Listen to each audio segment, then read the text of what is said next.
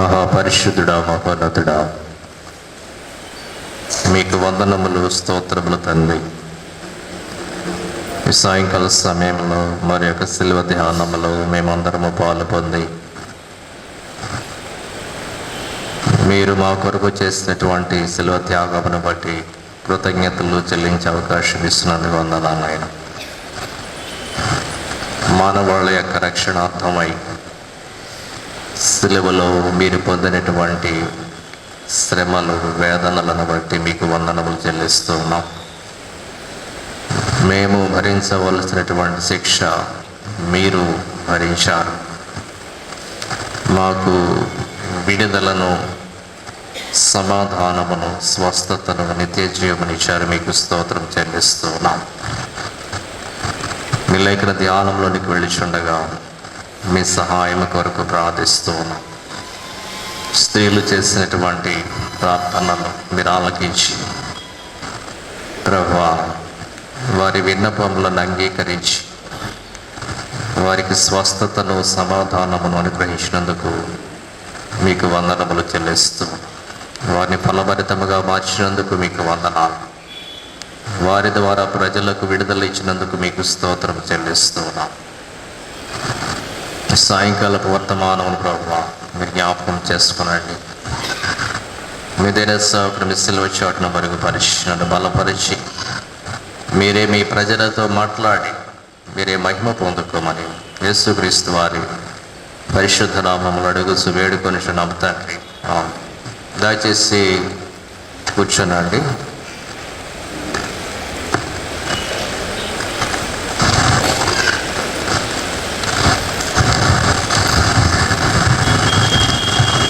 దేవుని పరిశుద్ధ నామమునకు మహిమ కలుగునుగాక. హల్లెలూయా, హల్లెలూయా, హల్లెలూయా. ప్రియమైనటువంటి దేవుని సంగమా, దేవుని బిడ్డలారా, సాయంకాల సమయంలో మరి యొక్క శిలువ ధ్యానములో మనమందరము పాలు పొంది దేవుని యొక్క వాక్య ధ్యానములో కొనసాగుటకు దేవుడు ఇచ్చినటువంటి ఈ గొప్ప అవకాశమును బట్టి ఆ దేవాది దేవునికి నేను వందనములు, స్తోత్రములు చెల్లిస్తున్నాను. ఈ వారములో విశేషముగా భక్తులు, స్త్రీలు చేసినటువంటి ప్రార్థనలు మనము ధ్యానము చేస్తూ వస్తున్నాం. గత రాత్రి ఎస్తేరు చేసినటువంటి ప్రార్థన గురించి మనము ధ్యానం చేసి ఉన్నాం. మొర్దెకై చేసినటువంటి ప్రార్థన, ఎస్తేరు చేసినటువంటి ప్రార్థన మరి గొప్ప ప్రార్థనలుగా మరి మనం చూస్తూ ఉన్నాం. ఎస్తేరు యొక్క ప్రార్థన ప్రాముఖ్యత ఏమిటంటే, ఆ సమయంలో యూదులందరూ మరి మరణించి ఉంటే లోకరక్షకుడు అనేటువంటి యేసుక్రీస్తు ప్రభువు మరి లోకములో జన్మించటము అసాధ్యమై ఉండేది.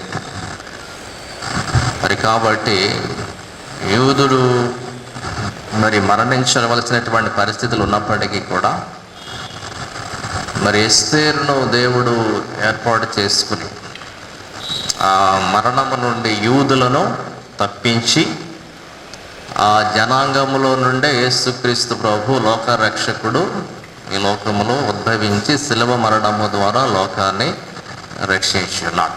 సో ఎస్తేరు యొక్క గ్రంథం యొక్క ప్రాముఖ్యత ఇదన్నమాట. యూదులు మొత్తం చనిపోతే there will be no salvation without Jesus. యేసు జన్మించి ఉండేవాళ్ళు కాదన్నమాట. సో అది ఎవరి ద్వారా జరిగింది? ఒక స్త్రీ ఎస్తేరు ప్రార్థన ద్వారా ఇది సాధ్యమైందన్నమాట. ఎస్తేరు గ్రంథము it's a historical book. Actually దేవుడి గురించి ఎస్తేరు గ్రంథంలో ఎక్కడ ఉండదు. మనం గమనిస్తే ఉపవాసము ఉండదు అన్న చెప్పింది, కానీ దేవుని యొక్క హిస్టారికల్ బుక్ అనమాట. దేవుని యొక్క ప్రస్తావన అనేటువంటిది ఉండదు అందులో. కానీ యూదులు మరణం అనేటువంటిది మరి తప్పించబడింది ఎస్తేరు ద్వారా, ఎస్తేరు ప్రార్థన ద్వారా అది తప్పించబడి. అందువల్ల ఎస్తేరు గ్రంథానికి చాలా ప్రాముఖ్యత బైబిల్ గ్రంథంలో మరి మనం చూస్తాం. సో ఒక స్త్రీ ప్రార్థన ద్వారా అనేక మంది జనులు మరణము నుండి జీవములోనికి మరి వస్తున్నారు. యేసుక్రీస్తు వారి ద్వారా, మొదటి ఆదాము ద్వారా వచ్చినటువంటి పాపము ద్వారా లోకం అంతా కూడా మరణానికి గురైతే, రెండవ ఆదాము ద్వారా ప్రజలు మరణములో నుండి జీవములోనికి మరి ప్రవేశించారు. గత రాత్రి ఈ విషయాన్ని మనము జ్ఞాపకం చేసుకుని ఉన్నాం. ఒక స్త్రీ యొక్క గొప్పతనం, స్త్రీ యొక్క పొటెన్షియాలిటీ, ఒక స్త్రీ తెలుసుకుంటే మరి ఇంత గొప్ప కార్యము జరుగుతుంది అనే విషయాన్ని గత రాత్రి మనం ధ్యానం చేస్తాం. ఈ రాత్రి కాల సమయంలో మత్తయి సువార్తలో 15వ అధ్యాయంలో 21వ వచనం నుండి 28 వరకు ఉన్న వచనాల్లో we see another women, ఇంకొక స్త్రీని, కనాను స్త్రీని ఇక్కడ మరి మనం చూస్తూ ఉన్నాం.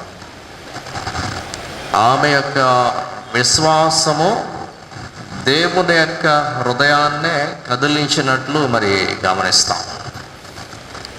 విశ్వాస సహితమైనటువంటి ప్రార్థన మరి గొప్ప కార్యములు మరి జరిగిస్తున్నది. యేసుక్రీస్తు ప్రభు తూరు సీదోనుల ప్రాంతమునకు వెళ్ళినప్పుడు అక్కడ ఒక స్త్రీ, కనాను స్త్రీ అని వ్రాయబడినట్టు మరి మనం చూస్తాం. A Canaanite women, inhabitants of Canaan, ancient inhabitants of Canaan. ఈ కనాను అనేటువంటిది మరి దేవుని బిడ్డలకు శత్రువులు ఉన్నటువంటి ప్రాంతం. ఇశ్రాయేలీలకు శత్రువులు ఉన్నారు కనాను ప్రాంతంలో. యెహోషువ గ్రంథంలో మనం నేర్చుకున్నది ఏమిటంటే, యెహోషువకు దేవుడు చెప్పింది ఏంటంటే, మీరు వెళ్ళి అక్కడ ఉన్నటువంటి కనానీయులను, వారి ఆచారాలు, సాంప్రదాయాలు, విగ్రహారాధన ఇదంతా కూడా మీరు తొలగించి ఆ ప్రాంతాన్ని మీరు స్వాధీనము చేసుకోవాలి. అయితే యెహోషువ కాలంలో కూడా అందరినీ చంపకుండా కొంతమందిని వాళ్ళు స్పేర్ చేశారు. వాళ్ళు పనులు చేయించుకోవటానికి, వాళ్ళకి ఇళ్లలో పనులు చేయడం, నీళ్లు తోడటానికి, ఇట్లా గిబియోనైట్స్ ఇటువంటి వారిని కొంతమందిని స్పేర్ చేసి వదిలేశారు వాళ్ళు. అది కానీ అది దేవుని చిత్తమో కాదు, పూర్తిగా తొలగించుకోవాలి పాపాన్ని. అట్లా కోపంలో కొంతమంది మిగిలిపోయారు. ఈమె ఆ ప్రాంతానికి చెందినటువంటి స్త్రీ అన్నమాట. కనాను స్త్రీ అంటే డెడ్ ఎనిమీస్ టు ఇజ్రాయలైట్స్, యూదులకు శత్రువులంతా ఇక వాళ్ళకి వీళ్ళకి అసలు పడదు. అంతేకాకుండా ఈ ప్రాంతము రోమన్, ఈ ప్రాంతంలో సిరియా ఆ ప్రాంతంలో ఉంది. ఇది రోమన్ ప్రావిన్స్ కూడా ఒకటి ఉంది అక్కడ. కాబట్టి మార్కు సువార్తలో అక్కడ ఏమని రాస్తాడంటే, ఫెనియాకు చెందినటువంటి స్త్రీ అని రాస్తాడు అక్కడ. సైరోఫెనీషియన్ విమెన్, ఇక్కడేమో క్యాననైట్ విమెన్ అంటాడు మత్తయి, అక్కడేమో సైరోఫెనీషియన్ విమెన్. మార్కు సువార్త 7వ అధ్యాయము 26వ వచనంలో మరి మనం చూస్తాం. ఈ సైరోఫెనీషియన్ విమెన్ అంటే అవుట్ సైడర్ అంటే యూదులకు చెందినటువంటి మనిషి కాదు, అన్య జనాంగానికి చెందినటువంటి మనిషి అని మార్కు చెప్తూ ఉంటే, మత్తయి ఏం చెప్తున్నాడంటే ఈమె శత్రువు. ఎవరికి? దేవుని ప్రజలకు శత్రువులు వాళ్ళు, క్యాననైట్స్ అనేటువంటి వాడు. ఇటువంటి స్త్రీ మరి వచ్చి యేసు ప్రభువును మెస్సియాగా గుర్తించినటువంటి స్త్రీగా, ఇక్కడ దావీదు కుమారుడా నన్ను కరుణించుము అని ఈ మాట పలికితే ఎవరు పలకాలి? ఇశ్రాయేలీలు పలకాలి. ఎందువల్ల అంటే ఇశ్రాయేలీలో పుట్టాడు ఆయన, ఇశ్రాయేల్ జనాంగానికి చెందినటువంటి వాడు కాబట్టి, దావీదు వాళ్ళకి చెందినవాడు కాబట్టి వాళ్ళు చెప్తే తప్పేం లేదు. దావీదు కుమారుడా అంటే వాళ్ళ తప్పేం లేదన్నమాట. ఈ భర్తమై ఇటువంటి గుడ్డి వ్యక్తులు కొంతమంది ఎట్లానే పిలిచారు, దావీదు కుమారుడా నన్ను కరుణించు, son of David have mercy upon me. అయితే అన్యురాలు వచ్చి ఈ మాట పలికింది అంటే అర్థం ఏంటంటే, she also accepting Jesus as Messiah. యేసు ప్రభువును మెస్సియాగా గుర్తించినటువంటి స్త్రీగా ఈ స్త్రీని మనం చూస్తున్నాం. యూదులు నమ్మటం వేరు, అన్యులు నమ్మటము వేరు. అన్యులకు అసలు సంబంధం లేదు, దావీదుతో సంబంధం లేదు, ఎవరితో సంబంధం లేదు యూదులతోటి. కానీ ఇక్కడ ఈ అన్యజనాంగానికి చెందినటువంటి కనాను స్త్రీ యేసు ప్రభువును దావీదు కుమారుడా అని పిలుస్తున్నట్లు, యేసును మెస్సియాగా అంగీకరించినట్లు మరి మనము చూస్తున్నాం. ప్రభువా నన్ను కరుణింపుము, నాకు సహాయము చేయుము. 25వ వచనంలో ఏముంది? నాకు సహాయము చేయి. Help me lord. ఈ సహాయము అనేటువంటి పదము కూడా మనము గత కొన్ని దినాలుగా మనం జ్ఞాపకం చేసి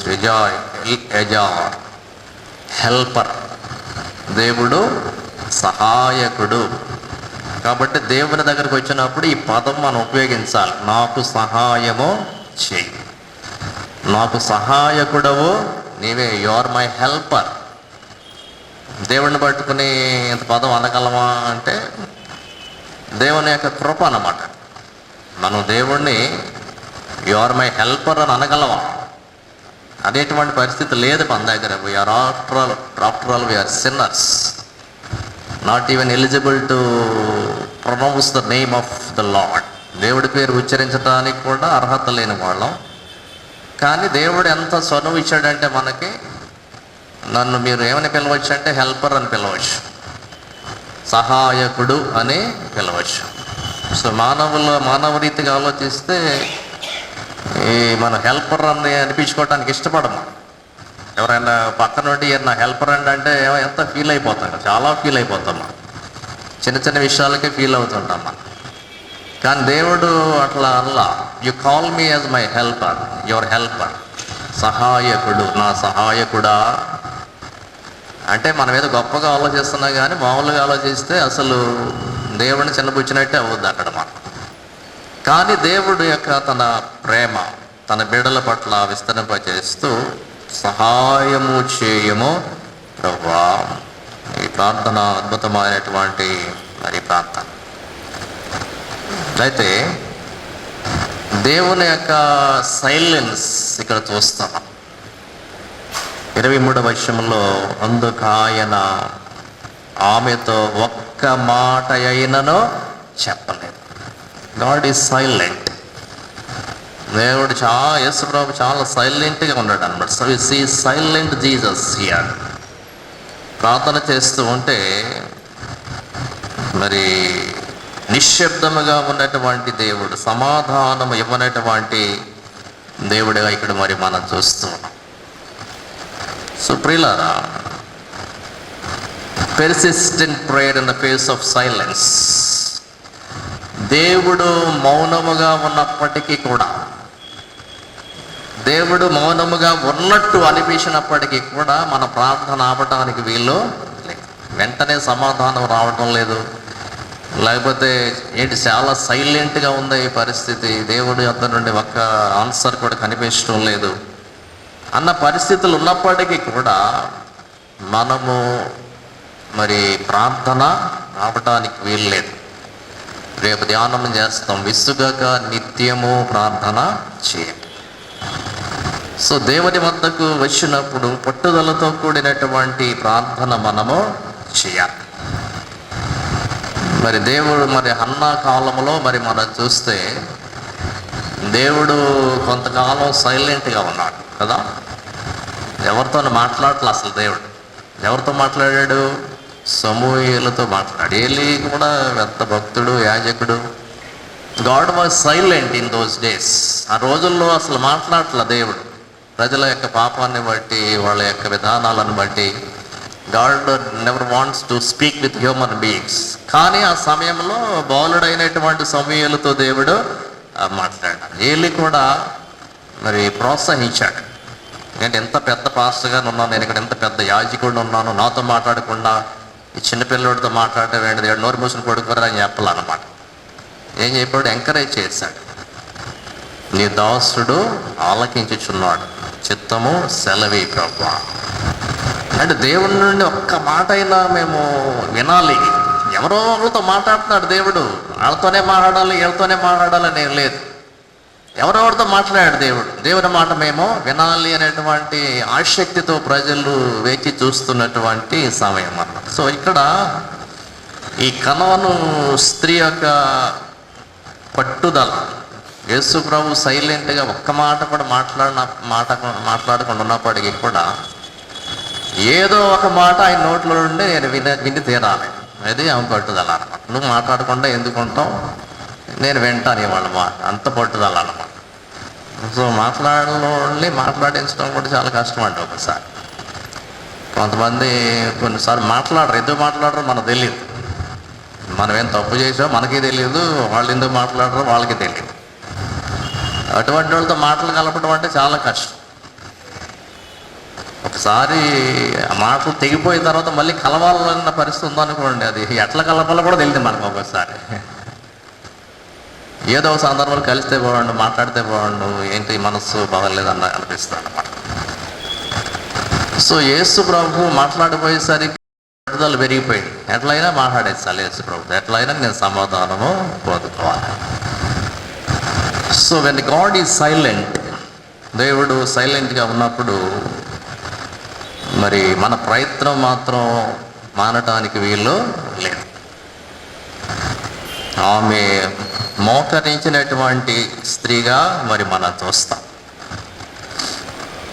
ఆమె వచ్చి మరి మ్రొక్కినటువంటి స్త్రీగా మరి మనం చూస్తాం. 25వ వచనంలో మ్రొక్కి అంటే మోకరించి ప్రార్థించినటువంటి స్త్రీ అన్నట్టు. She knelt before Jesus. యేసు ప్రభు ఎదుట మోకరించి మ్రొక్కి, ప్రభువా నాకు సహాయము చెయ్యి. ప్రార్థనలో ఈ తగ్గింపు అనేటువంటిది చాలా అవసరము. తగ్గింపు చాలా అవసరం. మ్రొక్కి అనేటువంటి అంటే మోకరించి ప్రార్థన చేయటం. మనం ప్రియులారా, దేవుని సన్నిధికి వచ్చినప్పుడు మన తగ్గింపు అనేటువంటిది ఎందులో కనిపించాలంటే మన శరీరంలో కనిపించాలి. ఎట్లయినా ఆలకించేస్తాడు ప్రార్థన, ఓకే, ఎలాగైనా ఆలకిస్తాడు, ఆయన ఉన్నదే ప్రార్థన ఆలకించడానికి. కానీ ప్రార్థించేటువంటి విధానము మన శరీర ఆకృతి ద్వారా మనం తెలియచేయాలి.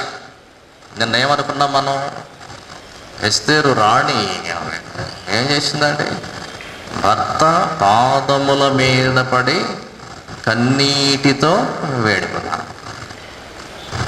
ఇది చాలా అవసరం. మన అవసరత దేవునికి తెలియచేయాలి. దేవుడు కరుణించి మన జీవితంలో కార్యం చేయాలి. చచ్చిపోయేవాళ్ళు బ్రతకాలి అంటే నువ్వేం చేయాలా, పాదాలు పట్టుకోవాలన్న, దేవుని సన్నిధికి వచ్చి దేవుని పాదాలు పట్టుకోవాలి, కన్నీటితో వేడుకుందాం అనమాట. సో ఒక భర్త దగ్గరికి వెళ్ళి ఒక భార్య కాళ్ళ మీద పడి కన్నీళ్లతో అడిగిన సందర్భాలు ఎక్కడ ఉండవేమో చరిత్రలో. కానీ ఎస్తేర్లో మనం చూస్తాం, లెక్కలేనితనో లేకపోతే ఒకలాంటి విధానంలో చూస్తాం. కానీ భర్తను అంత గౌరవించాడు ఉండరేమో. భర్త మాత్రం అంత అవసరం ఏమంటుంది అసలు నాకు తెలిసి, అంత నువ్వెవడరా అంటారు. మాకు తెలుసులే, మేము చేసుకుంటాం, మాకు తెలుసులే అంటున్నారు. అది కాదు, అవసరం వచ్చినప్పుడు బతిలాడటం కూడా తెలియాలి భర్తని కదా. ఎస్తేరు నేను రాణిని కాబట్టి నువ్వు ఎందుకు చేయమన్న డిమాండ్తో వెళ్ళా, కాళ్ళ మీద పడి వేడుకున్నాను అన్నమాట. సో యేసు దగ్గరకు, ప్రభువు దగ్గరకు మనం వచ్చినప్పుడు మ్రొక్కి మోకరించి, ప్రభువా నాకు సహాయము చెయ్యి. చిన్న ప్రార్థన, పెద్ద ఎక్కువసేపు అని కూడా కాదు, చిన్ని మాటలు అన్న, ప్రభువా నాకు సహాయము చేయము. సో ప్రియులారా, మొదట మరి మనం చూస్తే కేకలు వేసినట్లు మనం చూస్తాం. 22వ వచనంలో నన్ను కరుణింపుము, నా కుమార్తె దయ్యము పట్టి బహుగా బాధపడుచున్నదని కేకలు వేసిందన్నమాట. అంటే వ్యాధి యొక్క తీవ్రత, అంటే సాతాను ద్వారా ఆ కుమార్తె పడుచు ఉన్నటువంటి బాధ, టార్మెంటేషన్. ఆ దయ్యం కుమార్తెను ఎంతగా బాధపరుస్తుందో మరి చూస్తాం. కేకలు ఒకటే కేకలు అన్నమాట. బాధ యొక్క తీవ్రత గురించి ఒక కేక అయితే, యేసు ప్రభువును మెస్సియాగా ఒప్పుకొని కూడా గట్టిగా కేకేసిందామా. దావీదు కుమారుడా అన్నాడు. అర్థం ఏంటంటే గట్టిగా అరిచింది అన్నమాట. ఆమె సిగ్గుపడలా, లేకపోతే నేను అన్యురాల్ని ఈ మాట అనొచ్చో లేదు, అది లేదు. అమ్మో ఈ మాట గట్టిగా అరిస్తే యూదులు ఏమన్నా వచ్చి నన్ను ఇబ్బంది పెడతారేమో ఆ భయం కూడా ఆమెకి లేదు. కేకేసింది అనమాట. దావీదు కుమారుడా, ఎంత అరవగలిగితే అంత అరిచింది అనమాట. ఎంత శబ్దముతో చెప్పగలిగితే అంత గొప్ప శబ్దముతో ఆమె అరిసింది కేక. దావీదు కుమారుడా, అందరి అటెన్షన్ తీసుకుందా అన్నమాట. మరియా ఎలిజబెత్ను దర్శించినప్పటికీ కూడా అక్కడ కూడా ఆమె బిగ్గరగా మాట్లాడి, అంటే జనరల్గా స్త్రీలు నెమ్మదిగా మృదువుగా మాట్లాడేటువంటి విధానం చూస్తాం ఎక్కడైనా అంతే. మేల్ వాయిస్ వేరు, ఫిమేల్ వాయిస్ వేరు. అది కొంతమంది మాట్లాడితేనే కొట్టినట్టు ఉంటుంది అసలు. కానీ అర్థం చేసుకోవాలి మనం, అంతే మంచివాళ్ళే వాళ్ళు, కానీ మాట తీరు అలా ఉంటుంది. అట్లా అని చెప్పి వాళ్ళు ఏదో చెడ్డవాళ్ళు అనుకోకూడదు. స్త్రీలు జనరల్గా మృదువుగా ప్రేమతో మాట్లాడేటువంటి విధానం. ఇక్కడ ఈమె లౌడ్ వాయిస్, గొప్ప శబ్దముతో మెస్సియా, ఈయనే లోకరక్షకుడు, దావీదు కుమారుడు అని గట్టిగా అరిచింది. ఆ అరుపులో ఈ దేవుని మనం ఆశ్రయించవచ్చు, ఈ మెస్సియాను మనము ఆశ్రయించవచ్చు. దావీదు కుమారుడా నన్ను కరుణించు. తరువాత ఈమె యొక్క విశ్వాసము ఇక్కడ మరి మనం గమనిస్తూ ఉన్నాం. ఈమె అన్యురాలైనప్పటికీ కూడా మరి ఆమె యొక్క గొప్ప విశ్వాసం, ఆమెకున్నటువంటి ఆ దేశంలో, కనాను దేశంలో విశ్వాసాన్ని ఆమె దాటుకుని వచ్చిందనమాట. అక్కడ దేవతలు, దేవుళ్ళు, విగ్రహాలు చాలా ఉంటాయి. She has crossed all those barriers. నా దేవుడిని వదిలేస్తున్నాను, నా విశ్వాసాన్ని వదిలేస్తున్నాను. ఒకవేళ మా వాళ్ళు ఏమన్నా, మా మత పెద్దలు ఎవరైనా ఇబ్బంది పెడతారేమో, అన్నీ దాటుకుండా వచ్చేసింది అనమాట.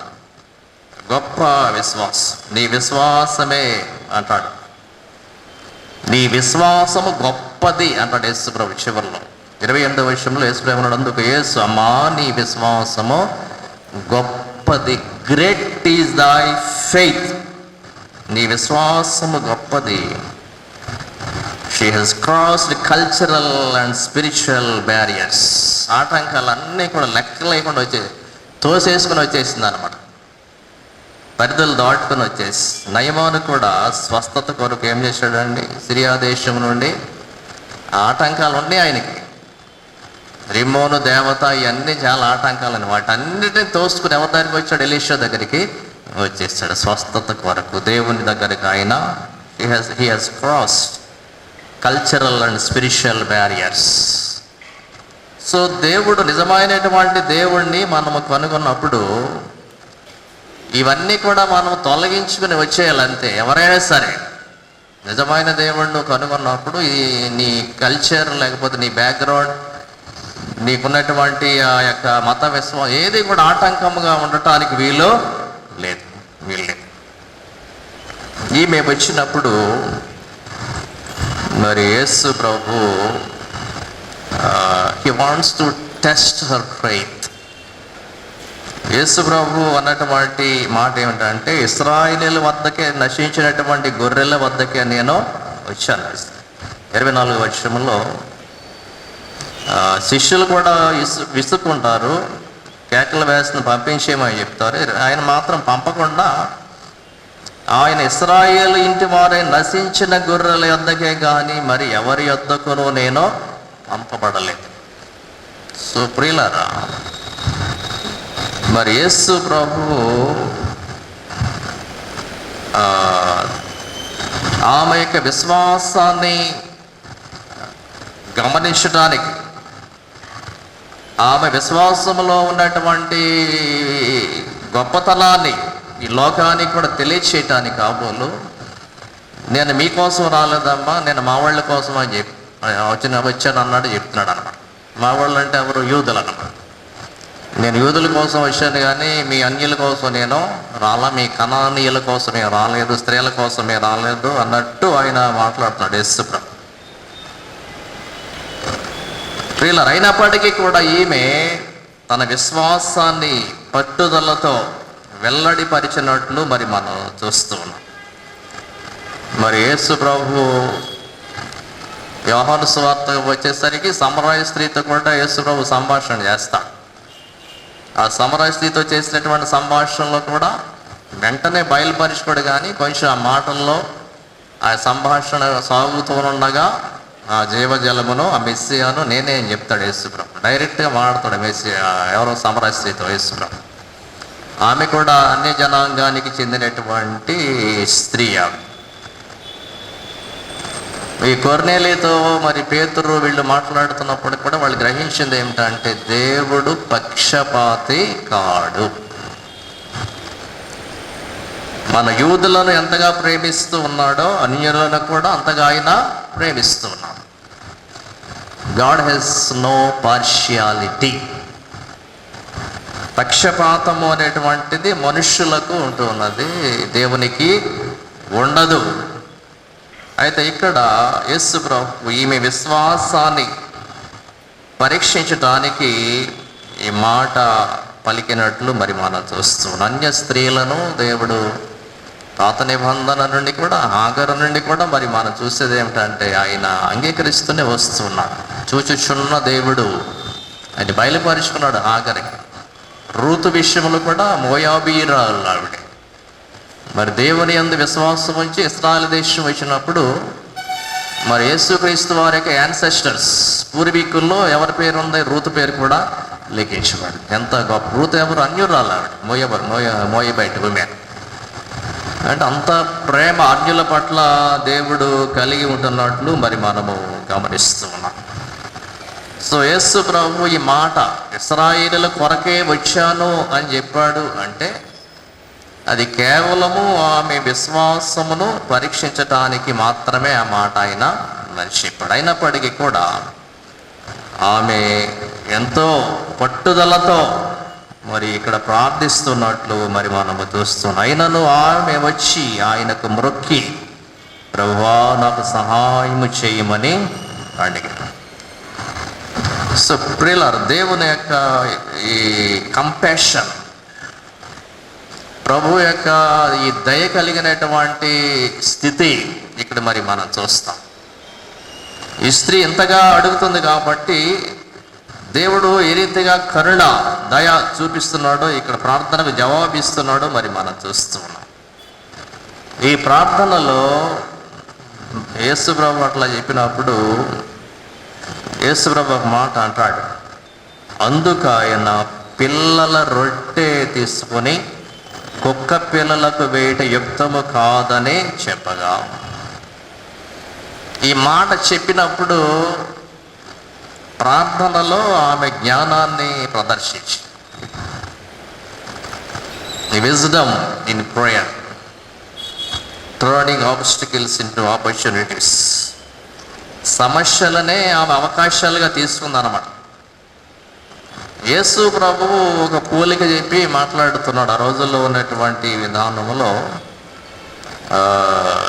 యూదులు దేవుని పిల్లలు, అన్యులు జంతువులతో పోల్చబడ్డారు. యాక్చువల్గా ఇక్కడ పిల్లల రొట్టె తీసుకొని కుక్క పిల్లలకు వేయట. కుక్క పిల్ల అంటే దీని యొక్క అర్థం ఏంటంటే, లోకంలో అంటే అప్పటి పరిస్థితుల్లో అందరినీ కూడా జంతువులతో పోల్చారు, కుక్కలతో పోల్చారు. యేసు ప్రభు కుక్క అనల అక్కడ ఏమన్నాడండి? కుక్క పిల్ల. అంటే దాని అర్థం ఏంటంటే పెట్స్ అన్నమాట. కుక్క పిల్ల అంటే అది ప్రేమించబడేటువంటిది. కుక్క అంటే దాన్ని తరిమేస్తామేమో కానీ కుక్క పిల్లలు అందరూ ప్రేమిస్తారు. అది ఇప్పటికైనా ఎక్కడైనా సరే. పెద్ద కుక్కలను తోలేస్తామేమో కానీ చిన్న చిన్న పిల్లలు వస్తున్నాయి అనుకోండి, వాటిని ఎవడో తోలేడు. దానికి తింటాకి ఏదో పెడతారు, వాటితో ఆడుకోవటానికి ప్రయత్నం చేస్తారు, దాన్ని ఎత్తుకోవటానికి కూడా ప్రయత్నము చేస్తాం. పెంచుకుంటే బాగుండు అనిపిస్తాం. పిల్లలు పెంచుకున్నట్టు ఒక్క పిల్ల కనపడితే చాలు, దీన్ని పెంచుకుంటే బాగుండు, చక్కగా ఉంది అనిపిస్తాను. మన ఇంట్లో మనం ఎలా చేయమనుకోండి, నీకున్న ఆశ ఇంట్లో తీసుకురాలి, దాని చాకరీ మనం చేయలేం కాబట్టి కొంతమంది చేసుకుంటారు, తప్పేం లేదు. జంతు ప్రేమ మరి చాలా అవసరం, దేవుని సృష్టి. అవి కూడా మనం పెట్టిన దానికి అవి విశ్వాసం చూపిస్తాయి. నువ్వు రాత్రంతా పడుకుంటే రాత్రంతా కాపలా కాస్తాయి. మరి ఎవరు చేస్తారు కాపలా? దేవుడు. ఆయన ఇశ్రాయేలుని కాపాడువాడు, కొనుక్కోడు, నిద్రపోడు, దేవుడి పాత్ర పోషిస్తే అన్నమాట. సో కుక్కకి మానవ జీవితానికి కుక్క కూడా విశ్వాసానికి గుర్తు, అంతేనా? కుక్క అంటే ఏంటంటే విశ్వాసం. ఈ స్త్రీ యొక్క విశ్వాసము యేసు ప్రభు కుక్కతో ఒకవేళ పోల్చి ఉండొచ్చేమో. కుక్క విశ్వాసం చాలా గొప్పది. అసలు నిన్ను చచ్చిపోయేదాకా నీటి దగ్గరే పడి ఉంటుంది. అది నువ్వు వదిలించుకుందామన్నా మళ్ళీ ఎక్కడ వదిలేసినా మళ్ళీ వెనక్కి వచ్చేది నీటి. అది కుక్కలు పెంచేవాళ్ళకి తెలుస్తుంది. అది ఆ ప్రేమ ఒక్కసారి ఏర్పడింది అంటే దాన్ని తొలగించుకోవటం చాలా కష్టం అన్నమాట. కుక్కలు చచ్చిపోతే నేను అంగీ వేసుకుని బర్యాలు చేసేవాడు మనం చేస్తున్నట్టు. వరహాలరాజు గారి ఇంట్లో కుక్క చచ్చిపోతే తెగ ఏడిచేసాడు ఆయన. రమ్మో, ఇంట్లోనే పెట్టుకునేవాడు, ఏసీలో పెట్టేవాడు అనమాట. దానికి రోజు ఆమ్లెట్, మాంసం ఇదంతా. చచ్చిపోయినప్పుడు బాగా ఏడ్చేసాడు మనం. ఇంట్లోనే బాధ పెట్టుకున్నాం. అంటే ప్రేమ అటువంటిది అనమాట. యేసు ప్రభు ఈ కుక్క పిల్లలు అన్నాడంటే పెట్స్ అన్నమాట. పెట్స్ అంటే పెట్స్ డిజర్వ్ సమ్ ఫుడ్. కుక్క పిల్లలు అనేటువంటివి భోజనం పెట్టడం తీసుకోవటానికి అర్హత కలిగినటువంటి వాళ్ళు. ఎవరు తోసేరాట్లని. యజమానుడి బల్ల మీద నుండి రొట్టె ముక్కలు విరిగిపడటం అంటే రొట్టె విరిచేటప్పుడు కావాలని వేసినటువంటి ముక్కలు కాదాయి. ఏంటంటే రొట్టె విరిచేటప్పుడు ఏమవుద్ది, చిన్న చిన్న ముక్కలు కింద పడతాయి. దాన్ని మనం ఏం చేయలేము. మరీ కింద పడకుండా ప్లేట్ పెట్టేసుకుని చిన్న ముక్క కూడా ఎవరికి పడకూడదు అని అట్లా ఎవరు చేయరు. మనం తినేటప్పుడు కూడా మెతుకులు పడవా కింద, ఒక మెతుకు పడకుండా రోడ్లు పెట్టేస్తున్నారండి. ఏమంటాం, కాకి కూడా ఎంగిల్ చేత్తో కాకి ఇది చెయ్యేస్తారు అంటారు చూస్తారు కొంతమంది. అటువంటి వారు ఉంటారేమో కొంతమంది. కాకి తినేద్దామని ఎంగిల్ చేస్తానంట, ఇసర్రా వెళ్ళి అనరా ఉండొచ్చేవాటి ఒక్క మెతుకు కూడా ఎవరు అనమాట. కానీ ఇది ఆటోమేటిక్గా పడినటువంటి ముక్క, రొట్టె ముక్క. అది ఎవరు తినాలి? కుక్క పిల్లలు తినాలి. దాన్ని కొట్టేరు, తరివేరు, పక్కకి తోసేరు అన్నమాట. సో యేసు ప్రభు ఈ మాట అన్నాడు అంటే ఆమె ఆ మాటను క్యాచ్ చేసింది. ఆ మాట పట్టుకుంది, తెలివిగా పట్టుకుంది. చూడండి, యేసు ప్రభు కూడా నీకు ఇస్తానన్నట్టు మాట్లాడాడు. ఈమె తెలివిగా ఆ ఒక్క మాటే పట్టుకుంది అన్నమాట. ఆ ఒక్క మాటే ఆమె నిజమే ప్రభువా, కుక్క పిల్లలు కూడా తమ యజమానుల బల్ల మీద నుండి పడు ముక్కలు తినును కదా. చూసావా, what a wisdom in prayer, what a great answer with wisdom. కొంతమంది మాటలు పట్టించుకోరు కానండి, కొంతమంది ఉంటారు చిన్న మాట పట్టుకుంటారు అన్నమాట. అది తెలివి, జ్ఞానము. అవును ప్రభువా, నువ్వు చెప్పింది నిజమే, మేము కుక్కలమే. కానీ కుక్క పిల్లతో పోల్చావు మమ్మల్ని, చాలా సంతోషం. ఆ కుక్క పిల్లగా ఏం చేస్తుందంటే యజమాని బల్ల మీద నుండి పడేటువంటి రొట్టె ముక్కలు తింటుంది కదా. సమయస్ఫూర్తి కావాలి ప్రార్థన చేసేటప్పుడు, సమయోచితమైన జ్ఞానం కావాలి. దేవుడు మనకి అని ఇవ్వాలి అంటే అడిగే రీతిలో తెలివిగా అడగాలి. ఈమెలో ఆ తెలివిని, ఆ జ్ఞానాన్ని మనము చూస్తూ ఉన్నాం. ఊరికి జనరల్ ప్రేయర్స్ కాదండి. జనరల్ ప్రేయర్స్ అంటే మామూలుగా ఆచార ప్రకారం చేసేటువంటి ప్రార్థనలు, అక్కడక్కడ కాపీ కొట్టిన ప్రార్థనలు, ఇది కాదు. తెలివి కావాలి. నీకు రావాలి అంటే నువ్వు ఒక ఈక్వేషన్ లాగా అడగాలన్నమాట. వాళ్ళకి ఎందుకు ఇచ్చాం, మరి నాకెందుకు ఇవ్వలేదు, వాళ్ళకి ఏమి ఎక్కువ ఉంది, నాకేం తక్కువ ఉంది అన్నమాట. ఇటువంటి ప్రార్థనలు అన్నమాట. తెలివిగా ప్రార్థన చేసుకోవాలి దేవుడి దగ్గరికి వచ్చినప్పుడు. మనుషుల దగ్గర కాదు, దేవుడి దగ్గర ఏం ఇబ్బంది లేదు. నువ్వు ఎట్లా చెప్పాలంటే అట్లా చెప్పే దేవుడికి. దేవుడు ఏమనుకోడు, అసలు ఏం ఫీల్ అవ్వడు దేవుడు. తండ్రి అన్నాడు కదా, నాన్న అన్నారు కదా, పరలోకమందున్న మా తండ్రి అని చెప్పాడు అన్నమాట. నాన్న దగ్గరికి వెళ్ళినప్పుడు మరి తెలివంతా ప్రయోగించి సమయోచిత జ్ఞానముతో ఈ స్త్రీ ప్రార్థన చేసినట్లు మనము ప్రార్థన మరి చేయాలి. అందుకే సొలొమోను దేనికోసం అడిగాడండి? జ్ఞానము కోసము అడిగాడు అన్నమాట. అయ్యా నాకేం వద్దు కానీ నా జ్ఞానం చాలు, జ్ఞానం ఉంటే అన్నీ సంపాదించుకుంటాను. జ్ఞానంతో ప్రార్థన చేయటం కూడా ఒక గొప్ప వరము, అది a great gift. Praying with wisdom and knowledge. So తెలివి కావాలి, తెలివి కావాలి. దేంట్లో? ప్రార్థనలో తెలివి కావాలి. లోక సంబంధ విషయాల్లో అతి తెలివితేటలు అంటాం చూసారు, అది కాదు మనకు కావాల్సింది. దానివల్ల లాభం లేదు మనకు.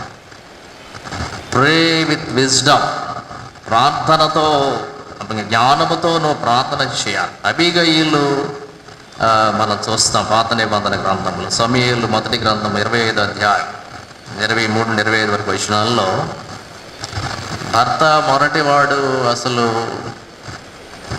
ప్రాణాల మీదకి తెచ్చాడు. దావీదు వచ్చి మొత్తం అందరిని చంపేసేటువంటి పరిస్థితి వచ్చింది.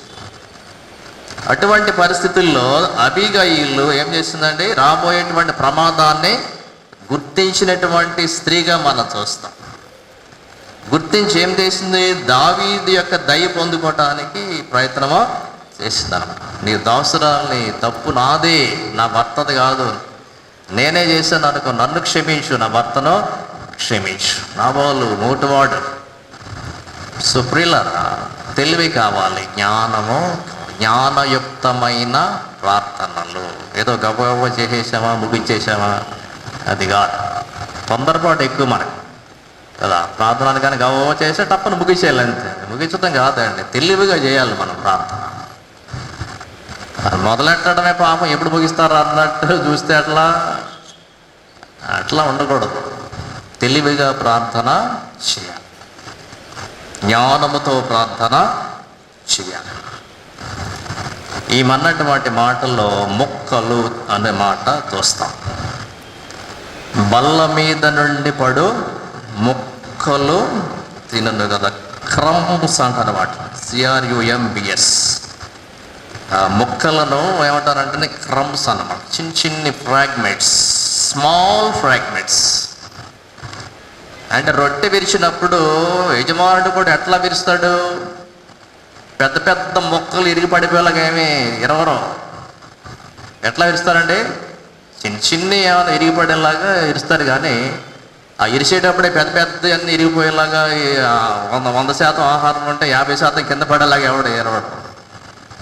మన అన్నం తినేటప్పుడు మెతుకులు పడినా 1-2 పడేలా చూస్తాం, కానీ మొత్తం ఏదో ఇలా పడిపోయేలాగా మనం చిన్నపిల్లలు చేస్తారు అలా తింటాం రాన్నాడు. ఈమె ఈ మాట అనటంలో స్మాల్ ఫ్రాగ్మెంట్స్, చిన్ని ముక్కలు అన్నమాట. ఈ కుక్క పిల్లకి కూడా పెద్ద పెద్దవి కూడా అవసరం లేదు కదా. చిన్ని కుక్క పిల్లకి చిన్ని నోరు ఉంటుంది దానికి. అసలు కుక్క పిల్ల అసలు ఎట్లా పోతుంది? ఒక్కొక్క తల్లి చూస్తే 5-6 పిల్లలు కనేస్తుంది అన్నమాట. ఆ తల్లి వెనకాల వెళ్ళి ఆ పాలు లాగేస్తూ ఉంటాయి అన్నమాట. అది ఎలా సరిపోతే అనిపిస్తుంది ఒకసారి మనకి. అంటే చిన్ని ఆహారం సరిపోద్ది అన్నమాట కుక్క పిల్లకి. స్త్రీ యొక్క తగ్గింపు ఏమిటంటే, అయ్యా యూదులకు పెద్ద పెద్ద ఆశీర్వాదాలు ఇచ్చారు నువ్వు, వాళ్ళు అర్హులే పెద్ద పెద్ద పొందుకోవటానికి. మాలాంటి వాళ్ళకి ఏం సరిపోద్ది? చిన్ని ఆశీర్వాదం ఉంటే బతికేస్తాను నీ పేరు చెప్పి ఏదన్నమాట. దేవుని వద్ద నుండి ఏంటంటే మనకి చిన్ని ఆశీర్వాదం, a small blessing, a small fragment of blessing. మనం అన్యులమే, అసలు పెద్ద పెద్ద ఆశీర్వాదాలు ఇస్తే తట్టుకోలేము మనం, అసలు గుండెకపోద్దాం ఒక్కోసారి. అసలు మనకి చిన్న ఆశీర్వాదం చాలు మనకి. అది ఎక్కడి నుండి వచ్చింది? దేవుడి దగ్గర నుండి వచ్చింది మనకి చిన్న ఆశీర్వాదం. సో ఈ ప్రార్థనలో ఈ స్త్రీ యొక్క తగ్గింపుతో కూడినటువంటి ప్రార్థన ఏమిటంటే, willingness to accept even small blessing. చిన్నది వచ్చినా చాలు నాకు నీ దగ్గర నుండి, అదే సరిపోతున్నారు. చూడండి అసలు, ఎందుకంటే నాకు అర్హత లేదు. We are candidates, we are enemies to your people, we have no eligibility to receive any blessing from you. కానీ నువ్వే అంటున్నావుగా కుక్క పిల్లలని, ఆ కుక్క పిల్లకి వేసేది చిన్న బ్లెస్సింగ్ మాకు పడేయండి సరిపోతుంది ఇదన్నమాట. సో ప్రియులారా, ఈ ప్రార్థనలో తెలివి, జ్ఞానము, సమయోచితమైనటువంటి జ్ఞానము ప్రదర్శించింది. ఆ చిన్న ఆశీర్వాదం వస్తే నాకు చాలు ప్రభువా అదనమాట. సో ప్రియులారా, దేవుడు ఒకవేళ చిన్నది ఇచ్చినా దాన్ని సంతోషంగా మనము స్వీకరించాలి. ఎందువల్ల దేవుడి దగ్గర నుండి వచ్చింది. మనకి పెద్ద పెద్ద మనం డీల్ చేయలేమేమో ఒక్కోసారి, చిన్న చాలు మనకి, చిన్ని చాలు ప్రభువా. కృతజ్ఞత కలిగి మనము జీవించాలి. చిన్నది వచ్చిన చాలు దేవుడి దగ్గర నుండి. అందుకు యేసు, అమ్మా నీ విశ్వాసము గొప్పది, నీవు కోరినట్టే అవునుగాక అని ఆమెతో చెప్పాను. నా గడియలోని ఆమె కుమార్తె స్వస్థత నోటే. పిల్లరా, ఈ చిన్న ఆశీర్వాదము గొప్ప పొగడ్త యేసు ప్రభు నుండి తీసుకొచ్చింది. చిన్ని ఎదురుచూపు, చిన్నదైనా చాలు అని చూసారా. అప్పుడు యేసు ప్రభు అన్నాడు, అమ్మా నీ విశ్వాసము గొప్పది, గ్రేట్ ఈజ్ దై ఫెయిత్. సెంచురియన్, శతాధిపతితో కూడా యేసు ప్రభు ఈ మాటలు అంటాడు. మత్తయి సువార్త 8వ అధ్యాయం 10వ వచనంలో యేసు ఈ మాట విని ఆశ్చర్యపడి వెంట వచ్చుచున్న వారిని చూచి, ఇశ్రాయేలులో నెవనికైనాను నేను ఇంత విశ్వాసం అన్నట్టు చూడలేదని నిశ్చయముగా మీతో గాడ్ హెస్ టెస్టిఫైడ్. యేసు ప్రభువే సాక్ష్యం ఇస్తున్నాడు శతాధిపతి గురించి. అసలు మా వాళ్ళలో ఈ విశ్వాసమే లేదండి, అన్యుల దగ్గర గొప్ప విశ్వాసం ఉందండి, అది చెప్పాడు. ఈ రోజున మరి క్రైస్తవ సంఘానికి ఉన్న విశ్వాసం గొప్పదా, బయట వాళ్ళకున్న విశ్వాసం గొప్పదా కదా? మనకి ఏమైందో మరి తెలియదు. కానీ అసలు ఈ విశ్వాసము అనేటువంటి దాని విషయానికి వస్తే బయట వాళ్ళకున్న విశ్వాసం మన దగ్గర లేదు, తగ్గిపోయింది ఈరోజు. దేవుడి పేరు చెప్పుకుని ఆయా విధానాలుగా మనం జీవించడానికి ప్రయత్నం చేస్తాం తప్ప ఈ విశ్వాసం అనేటువంటిది ప్రదర్శించలేకపోతున్నాం. యేసురావు అంటాడు, ఈ క్రైస్తవుల్లో ఉన్న క్రైస్తవుల్లో కాదు ఈ విశ్వాసం ఎవరిలో చూడాల, క్రైస్తవులు అంటాడు ఆయన. బయట వాళ్ళలో చూసా ఈ విశ్వాసం. ఇశ్రాయేలీలో ఎవరికైనా ఇంత విశ్వాసం ఉన్నట్టు నేను చూడలేదు. ఇప్పటికీ లేదు వాళ్ళకి, ఇప్పటికీ లేదు. యూదులకి నమ్మరు యేసుప్రభు నాడు. మనమందరం వెళ్ళి అక్కడ యేసుప్రభు తిరిగిన ప్రదేశాలు ఇవన్నీ మనం చూస్తుంటే పిచ్చోళ్ళలా చూస్తారు మనల్ని. కానీ బతికేది యేసుప్రభు మీదే, టూరిజం మీదే బతుకుతారు ఇశ్రాయేల్ మ్యాక్సిమం. వాళ్ళు సరైన నేల లేదు, పంటలు సరైన పరిస్థితులు లేవు, టూరిజం మీద ఎక్కువ ఆదాయం వస్తారు. మనలాంటి వాళ్ళు గోల్డ్ మంది ప్రపంచ దేశాల నుండి అందరూ వచ్చి డాలర్స్ ఇస్తే కోట్లు అనమాట. ఇశ్రాయేలీలో విశ్వాసం లేదు యేసుప్రభు మీద, వాళ్ళకి నమ్మట్ల, చివరిలో నమ్ముతారు వాళ్ళు. సో ప్రియులారా, ఈమె ఏమి కోరింది? నీవు కోరినట్టే నీకు అవునుగాక. ఏమిటి ఈమె కోరిక? నా కుమార్తె దయ్యము పట్టి బహుబాధపడుచున్నాడు. ప్రియులారా, దయ్యము, డీమన్ అంటే ఏమిటంటే పడద్రోయబడిన దూతలు అన్న. డీమనిక్ యాక్టివిటీస్ అంటే పరలోకము నుండి లూసిఫర్ వాళ్ళ యొక్క అనుచరులందరూ కూడా కిందకి త్రోయబడ్డారు. వాడు చేసేదల్లా ఏమిటంటే దైవ వ్యతిరేక కార్యాలు చేస్తూ ఉంటాడు. అదే సాతాను, అదే దురాత్మ.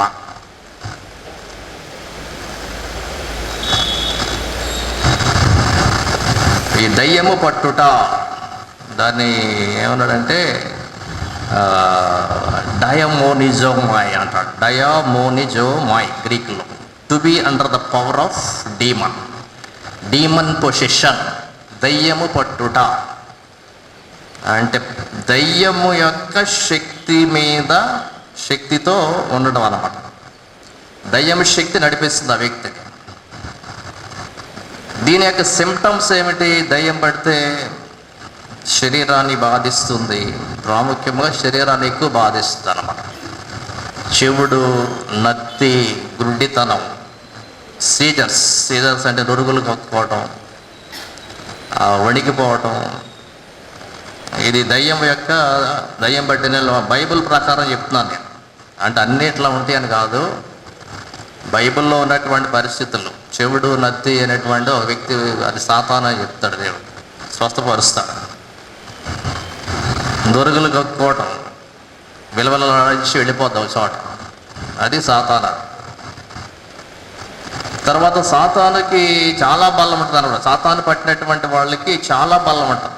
ఒక వ్యక్తి గదరేనీయుల దేశంలో, గెరాసేనుల దేశంలో అతనికి ఇనప సంకెళ్ళు వేసినా వాటిని తీసేస్తాడు అన్నమాట. అంత బలం ఉందన్నమాట, దయ్యం శక్తి అనమాట. మార్కు సువార్త 5వ అధ్యాయము 5వ వచనం. తర్వాత దయ్యానికి ఉన్నటువంటి ఒక శక్తి ఏమిటంటే, యేసు ప్రభు బిడ్డలను గుర్తిస్తుంది అన్నమాట. నీలో యేసు ప్రభు ఉన్నాడు, నీలో దెయ్యం ఉంది, మొత్తం చెప్పేద్దాం అనమాట. ఒక వ్యక్తి మరి ఇటువంటి శక్తి లేకుండా వదిలించడానికి ప్రయత్నం చేస్తే నువ్వు ఎవడవాడు అని నాకు తెలుసులే అని చెప్పు. అపోస్తల కార్యాలు 16వ అధ్యాయంలో కూడా ఈ ఒక సంఘటనలో దయ్యపు శక్తి మీద ఈ సోది చెప్పేటువంటి బాలికను కూడా మరి మనము చూస్తాం. అసలు దయ్యాలు ఎందుకు పడతాయి అంటే, ఆత్మీయంగా బలహీనంగా ఉంటే దయ్యం వచ్చి చేరుతా అనమాట. ఏంటంటే, if you are spiritually weak, spiritual vulnerability అంటే వీక్నెస్ ఆఫ్ స్పిరిట్, ఆత్మీయ బలహీనత ఉంటే దయ్యం నెమ్మదిగా వచ్చి దూరటానికి ప్రయత్నము చేస్తుంది అన్నమాట. అది చాలా ప్రాముఖ్యమైనటువంటి విషయం, మనం గమనించుకోవాలి. ఒక్కొక్కసారి దేవుడు అనుమతిస్తాడు. దేవుని వద్ద నుండి దురాత్మ ఒకటి వచ్చి సౌలును బాధించిందట. సమూయేలు మొదటి గ్రంథంలో 16వ అధ్యాయం 14 నుండి 23 వరకు వచనాల్లో ఈ మాటలు మరి మనం చూస్తాం. కొన్నిసార్లు దేవుని శక్తి వారి జీవితాల్లో బయలుపరచబడటానికి దేవుడే, యోబు లాంటి వారి జీవితంలో దేవుడు అనుమతిస్తాడు. శరీరం నలగొట్టి. అయితే యేసు ప్రభువు ఈ లోకానికి వచ్చినప్పుడు విడుదల ఇవ్వటానికి వచ్చాడు. ఈ పరిసయ్యులు వీళ్ళు ఏమన్నారు? బయల్జెబూలు వలన దయ్యములను వెళ్ళగొట్టుచున్నాడు. బయల్జెబూలు అంటే దయ్యముల అధిపతి. యేసు ప్రభు చెప్పాడు, సాతానుడు తన సొంత రాజ్యాన్ని కూల్చుకోవడానికి ప్రయత్నము చేయదు, నేను ఆత్మశక్తి వలన దయ్యములను వెళ్ళగొట్టుచున్నాను. మత్తయి సువార్త 8వ అధ్యాయం 16వ వచనంలో ఈ మాటలు మనం చూస్తే, చాలా మంది దయ్యం పట్టినటువంటి వారిని యేసు ప్రభు దగ్గరికి తీసుకొచ్చినప్పుడు ఆయన మాట వలన దయ్యములను వెళ్ళగొట్టి రోగుల నెలను స్వస్థపరిచెను. మత్తయి 8:16. దేనికి ప్రూఫ్ అంటే ఈయన మెస్సియా. ఆయన విడుదల ఇవ్వటానికి వచ్చాడు. గుడ్డివారికి చూపు దయచేయటానికి, మూగవారికి నోరో దయచేయటానికి, మరి అంధకారంలో ఉన్నటువంటి వారిని వెలుగులోనికి తీసుకొని రావటానికి, స్వస్థపరచడానికి యేసు ప్రభు ఈ లోకంలోనికి మరి వచ్చాడు. That is the proof of his Messiah. ఆయనే మెస్సియా అనటానికి ఇది ఒక ప్రూఫ్ అన్నమాట. ప్రూఫ్. ఈ దయ్యాలను వెళ్ళగొట్టడానికి దేవుడు తన శిష్యులకు కూడా అధికారము, మనకు కూడా ఇచ్చాడు అధికారం. యేసు నామములో వాటిని వెళ్ళగొట్టడానికి నీకు నాకు అధికారము ఉన్నది. దయ్యాలు వెళ్ళిపోతే శిష్యులు సంతోషంతో వచ్చి ఏమన్నారు? ప్రభువా, నీ నామమున దయ్యాలు కూడా వెళ్ళిపోతుంది అంటే, అది కాదయ్యా, అది పెద్ద విషయం కాదు, మీ పేర్లు జీవగ్రంథంలో అది సంతోషించండి మీరు. దయ్యాల్లో ఏముంది, నా నామం చెప్తే వెళ్ళిపోవాలి, ఉండడానికి వీలు లేదు. లోకాసువార్త 10వ అధ్యాయము 17వ వచనం. అయితే మరి demon position and mental illness, మానసిక వ్యాధి ఉన్నది, దయ్యము పెట్టినటువంటి స్థితి ఉన్నది. దేనిని ఏ రీతిగా మనం ట్రీట్ చేయాలి? మానసికమైనటువంటి వ్యాధి అయితే దానికి వైద్యం చేయించాలి. దయ్యము పట్టితే ఆత్మీయ అధికారము కావాలి. రెండిటికి మనం డిఫరెన్స్ చూసుకోవాలి. అది మెంటల్ సిక్నెస్సా లేకపోతే దయ్యపు ప్రభావం? దయ్యపు ప్రభావం అయితే ఆత్మీయ అధికారం, యేసునామమున దాన్ని వెళ్ళగొట్టవచ్చు. మానసికమైనటువంటి వ్యాధి అయితే వైద్యుల దగ్గరకు మరి వెళ్ళాలి.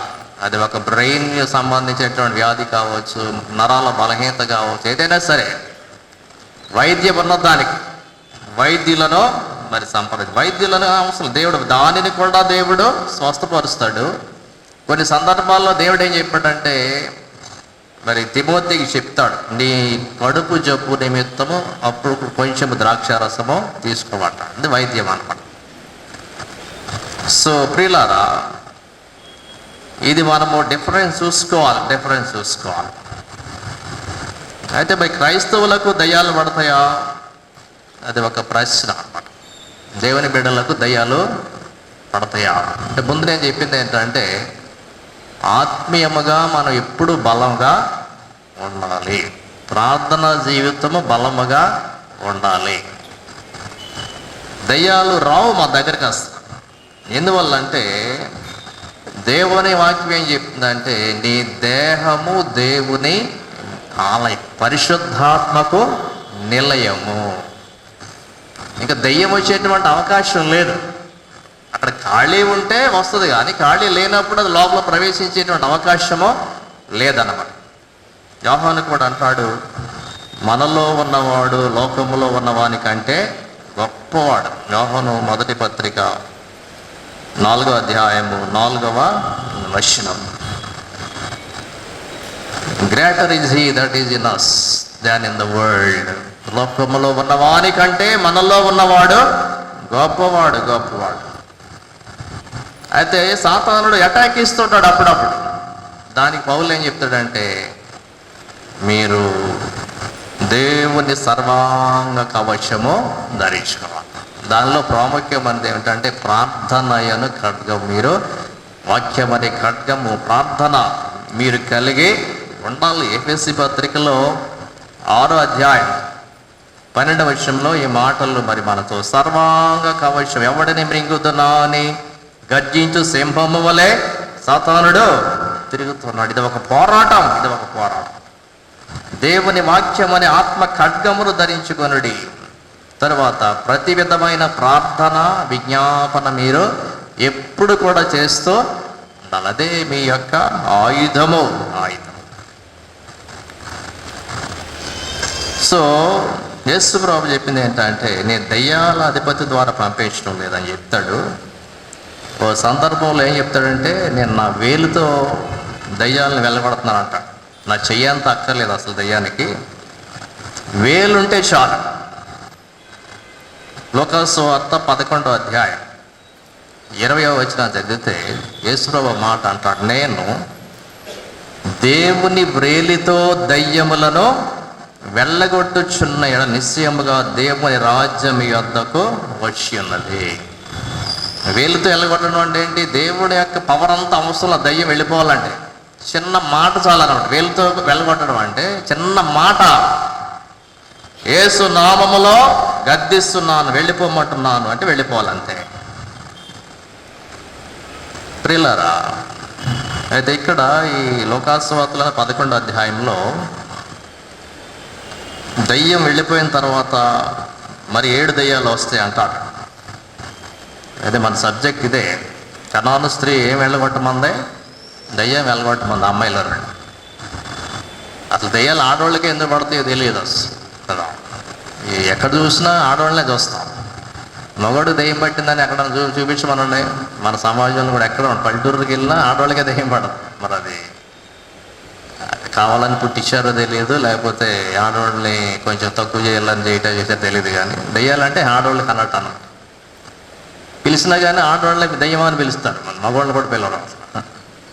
మళ్ళీ ఇదేంటాం, ఇవన్నీ సమాజంలో పాతుకుపోయినాయి. వాటి నుండి మనం విడుదల పొందుకోవాలి. ఆ పదాలు ఉపయోగించకూడదు. మగవాళ్ళు కూడా పట్టేటువంటి అవకాశం ఉంది. గెరాసీల దేశంలో దెయ్యం పట్టింది అడిగి, బైబిల్లో చూస్తే మగవాళ్ళు కూడా పట్టింది దెయ్యాలు. అయితే మన సమాజంలో ఏంటంటే దెయ్యం అంటే ఆడవాళ్ళుగా పడుతున్నట్టు మనం ఏదో చిత్రీకరించి ఇట్లా చేస్తూ ఉంటాం. అది కూడా బలహీన వర్గాల్లోనే ఉంటాయి దెయ్యాలు, పెద్దోళ్ళకి ఎవరికి పట్టవు దెయ్యాలు. ఇక్కడ దేవుడు చెప్పింది ఏమిటంటే బలవంతుడు, అతని కంటే బలవంతుడు, 2 పదాలు ఉపయోగిస్తాడు. ఇప్పుడు వాళ్ళ అమ్మగారు వచ్చే ప్రార్థన చేసింది, వాళ్ళ నాన్న ఏమైపోయాడు, పట్టించుకోలేదు అన్నమాట. కూతురు కోసం ఎవరు పట్టించుకున్నారు, తల్లి పట్టించుకుంది అన్నమాట. సో ఆడపిల్లలు గమనించాలి, తల్లి యొక్క ప్రేమ, తల్లి యొక్క ప్రార్థన. ఆ నాన్న అసలు ఏమయ్యాడో తెలియదు, అసలు రావాలిగా. కూతురికి అంత బాధపడుతుంటే ఇద్దరు వచ్చి మోకాళ్ళు వేసుకుని ప్రార్థన చేయాలిగా. ఈ బాధ అంతా ఎవరు పడుతుందంటే తల్లే పడుతుంది. కూతురు బాధ అంతా కూడా తల్లే బహుబాధపడుచున్నది అన్నమాట. అంటే అమ్మాయి ఎంత బాధపడుతుందో తట్టుకోలేకపోయింది ఆ కన్న తల్లి. సో పురుషుల యొక్క బాధ్యత కూడా తక్కువగా చూస్తుంది అన్నమాట. ఆడపిల్లల పట్ల తక్కువ, లేకపోతే ఇటువంటి బాధపడుతున్నప్పుడు తల్లే ఎక్కువ పరిచర్య చేస్తున్నట్లు మరి చూస్తున్నాం. ప్రార్థన కూడా తల్లే చేయాలి, పురుషుడు అంత ప్రార్థన అక్కడ కనపడలేదు. కుటుంబంలో ఇద్దరు చేయాలి ప్రార్థన, పిల్లల కోసం ఇద్దరు ప్రార్థన చేయాలి. తల్లి చేసినంత ప్రార్థన తండ్రి ఎందుకు చేయట్లేదో నాకు అర్థం కాదు. ఇక్కడైతే తండ్రే కనపడలేదు అసలు. సో ఇక్కడ బలవంతుడు, అతని కంటే బలవంతుడు. 22వ వచనం, లోకాసు వార్త 11వ అధ్యాయం 22వ వచనం. బలవంతుడు ఉన్నాడు, అతని కంటే బలవంతుడు వచ్చాడు, వాడిని జయించాడంట. బలవంతుడేమో సాతాను, అతని కంటే బలవంతుడు యేసు ప్రభు. జయించేశాడు సాతాను.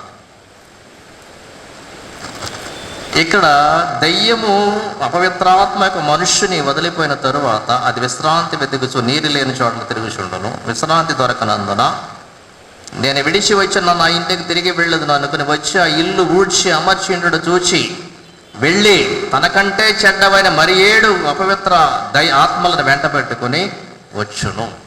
ఇది ఎందువల్ల జరుగుతుంది అంటే దయ్యము యేసు ప్రభు నామమున వెళ్ళగొట్టిన తరువాత ఖాళీ ఏర్పడుతుంది అన్నమాట. ఇల్లు ఒకళ్ళు వెకేట్ చేసిన తర్వాత ఇల్లు ఖాళీ అవుద్ది అన్నమాట. మనం ఏం పెడతాం,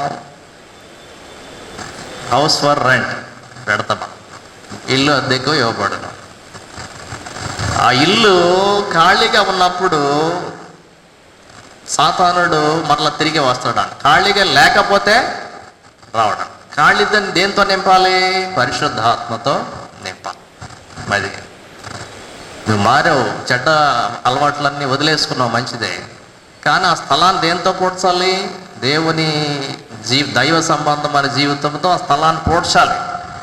లేకపోతే ఏమవుతుందంటే మళ్ళీ ఆ చెడ్డ లక్షణాలే మళ్ళీ 7 లక్షణాలు వచ్చేస్తాయి అన్నమాట నీలో అనమాట.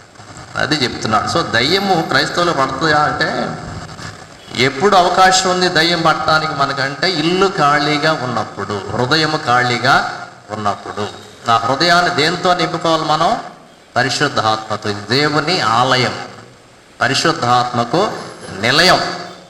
ఆ పరిశుద్ధాత్మ లేనటువంటి పరిస్థితుల్లో తప్పనిసరిగా సాతానుడు మరి చెడ్డవైన కదండి, తనకంటే చెడ్డవైన మరి 7 ఆత్మలు వెంట పెట్టుకుని వచ్చినవి. అందులో ప్రవేశి అక్కడనే కాపురముండును.